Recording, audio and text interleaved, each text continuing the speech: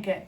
Okay, so if you've seen the other hat videos, you'll know that I like to make 3 different types of hats, and they're very simple. They're just 2 balloon hats, and so people get to choose 2 colors. For this one, I'm matching the background with an orange and blue. Hope you like the complementary colors here. And so this one is either this way, so you can see it, or it can kind of be worn like this, like a mohawk, if you will. Do you see that look? Where on the front, it looks a little bit more streamlined, but then on the side, you can see the fun. So either way you wear it, it's super fun, and I like this. And this is the medium-sized hat.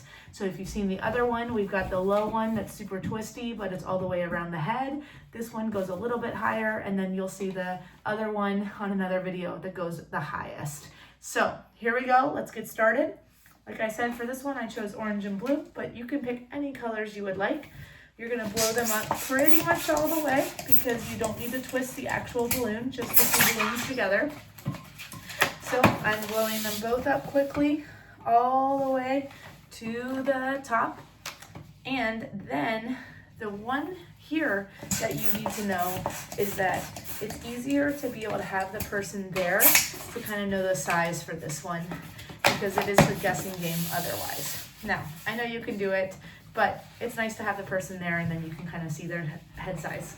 So for this one, you're gonna take both of these together and you're going where you tied them, that the tie should be at the top.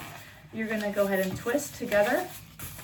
And then this is the part that is the size of their head. So it is important to either have them right there and you can measure it on them, which is kind of fun, or just guess. But this is the part that you're gonna guess here or use their actual head to decide how much to make this. So I'm gonna just guess about right there and I'm gonna twist. So that would be their head size, okay? And then you take the breast and you push it through. Take it and push it through because this locks it into place. So I put it through and then I pull it and now that is locked and it won't come undone, okay? And you might have seen this in other videos, but I like to use my body here to help twist this together, just like this. Twist, twist, twist as tightly as possible. And then you take the end and you twist it. They might match exactly, or you might have some extra like I do. If they match, great, nothing left to do. If they don't match, I personally like to twist it one more time just to have it match, and then I lock it. You could also lock it by taking one of the pieces through there, and that locks it as well.